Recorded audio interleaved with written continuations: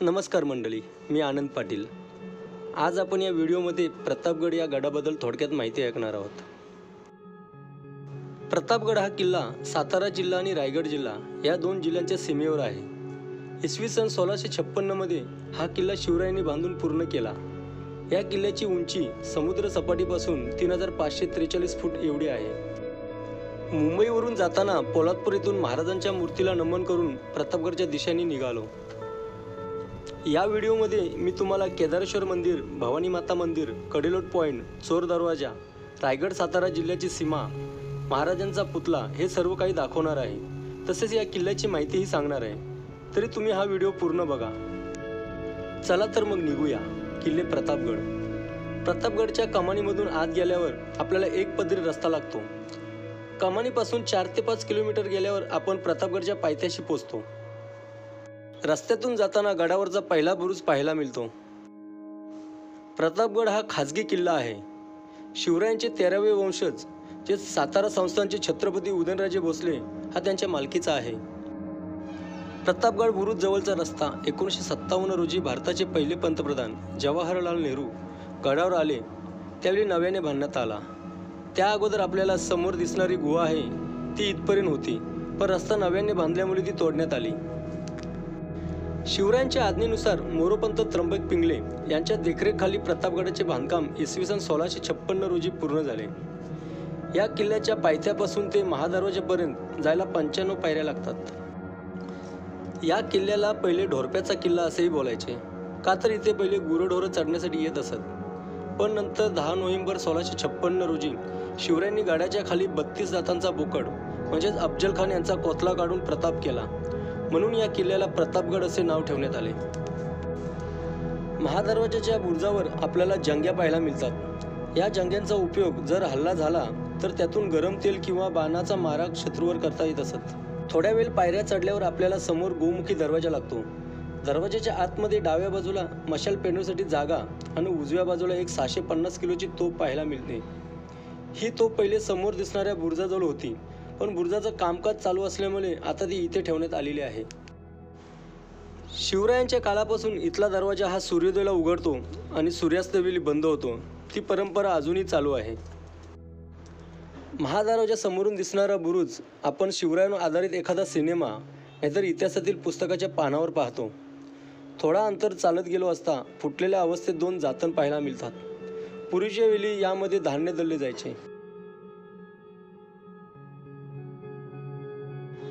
समोर दिसणाऱ्या बुरुजावर भगवा ध्वज शिवरायांच्या पराक्रमाची साक्ष देत मानाने डोलत उभा आहे। बुरुजावरून डाव्या हाताला अफजल खानाच्या भेटीची जागा आणि त्याची कबर पाहायला मिळते।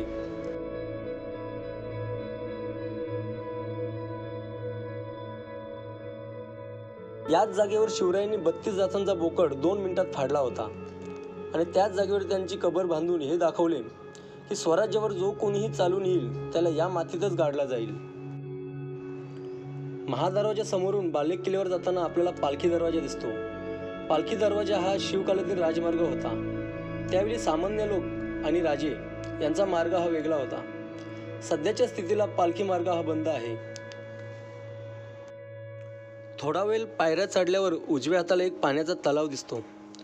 महाराजांनी नव्याने बांधलेला हा तलाव खोदताना जे दगड मिळाले त्या दगडांमधून किल्ल्यांसाठी लागणारे दगड आणि पिण्यासाठी पाणी पण भेटले। यावरून शिवरायांची दूरदृष्टी दिसून येते। भवानी मातेच्या मंदिराच्या परिसरात गेल्यावर उजव्या हाताला काही तोफा पाहायला मिळतात। त्यातील एक प्रहार आहे। ही प्रहार दगड फोडण्यासाठी वापरली जायची। बाकीच्या तोफा सैनिक आपल्या खांद्यावर घेऊन तटबंदीवर फिरत असत। सध्या त्या बंदिस्त अवस्थेत तिथेच आहेत।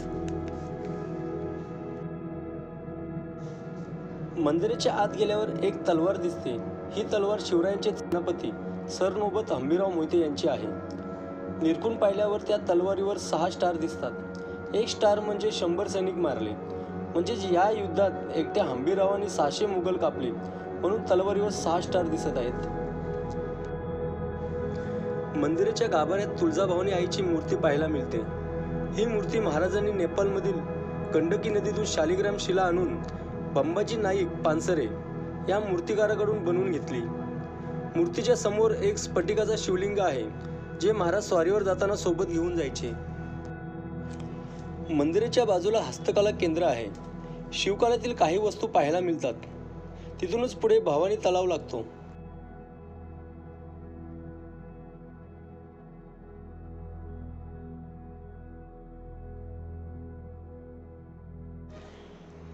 आता आपण सरळ पुन्हा पायरी मार्गाने बाले किल्ल्याकडे निघूया. बाले किल्ल्याच्या जवळ एक दक्षिणमुखी हनुमंतरायाचं रामदास स्वामी स्थापित एक मंदिर लागतो. मारुतीरायाचं दर्शन घेऊन बाले किल्ल्यात प्रवेश करतो. बाले किल्ला म्हणजेच राजांच्या राहण्याची जागा.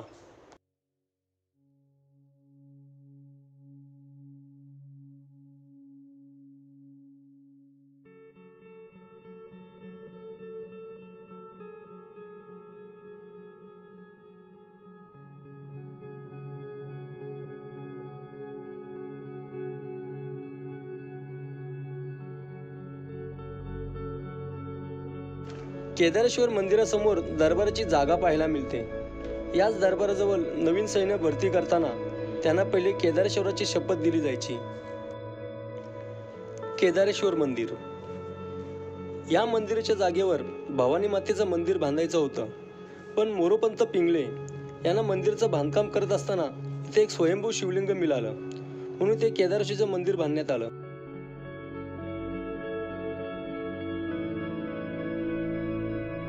मंदिराच्या मागील बाजूस एक चोरवाट पाहायला मिळते.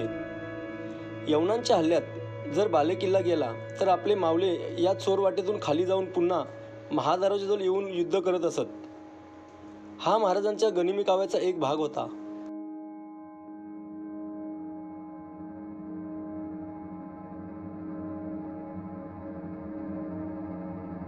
चोर दरवाजापासून थोडा पुढे गेल्यावर एक बुरुज लागतो. या बुरुजावरून कोकणातल्या वाटावर लक्ष ठेवले जाई.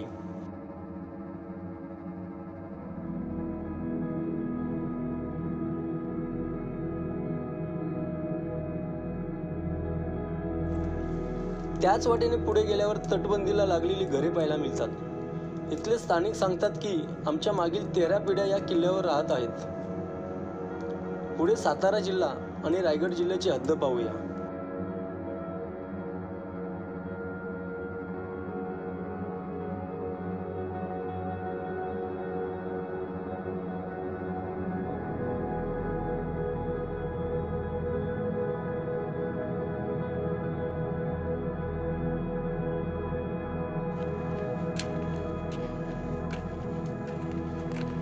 सध्या आपण आहोत प्रतापगड किल्ल्यावर. सातारा जिल्हा आणि रायगड जिल्ह्याची हद्द. आता तुम्हाला सातारा जिल्ह्याची हद्द, मी उभा आहे तो सातारा जिल्हा आणि माझा हात आता रायगड जिल्ह्यामध्ये.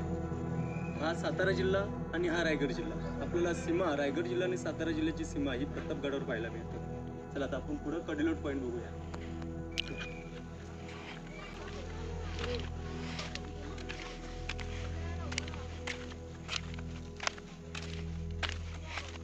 हा आहे प्रतापगड किल्ल्यावरील कडेलोट पॉईंट. जर स्वराज्याची कोणी फितूर किंवा गद्दारी केली तर त्याला त्याचे हातपाय बांधून एका गोणीमध्ये त्याला या कड्यावरून खाली लोटला. तटबंदीवरून खाली उजव्या हाताला गेल्यावर समोर एक बाग लागते आणि आपल्या नजरेत शिवरायांचा अश्वरूढ पुतळा लागतो. पूर्वीच्या काळात या जागेवर महाराजांचा राजवाडा होता. 1818 साली इंग्रजांनी हा वाडा तोडून टाकला. महाराजांची मूर्ती ही रामचंद्र पांडुरंग कामत या मूर्तिकाराने बनवली असून ते मुंबईमध्ये विलेपार्ले येथे राहायचे. महाराजांची मूर्ती ही पंचधातूपासून बनवलेली आहे. 16 ते 17 पार्टपासून एकत्र केलेली ही मूर्त 4.5 टन वजनाची आहे. त्यांची उंची 5 मीटर एवढी आहे. भारताचे पहिले पंतप्रधान जवाहरलाल नेहरू आणि महाराष्ट्राचे पहिले मुख्यमंत्री यशवंतराव चव्हाण यांच्या हस्ते 30 नोव्हेंबर 1957 साली या मूर्तीचे अनावरण झाले. पुढे खाली गेल्यावर दत्त मंदिर आहे आणि दत्तगुरूंचं दर्शन घेऊन आपण या व्हिडिओची सांगता करूया. जय शिवराय. तुम्हाला प्रतापगड किल्ल्याची व्हिडिओ आवडली असेल तर लाईक करून कमेंटमध्ये नक्की सांगा. तसेच माझ्या चॅनलला सबस्क्राईब करा. जय भवानी, जय शिवाजी.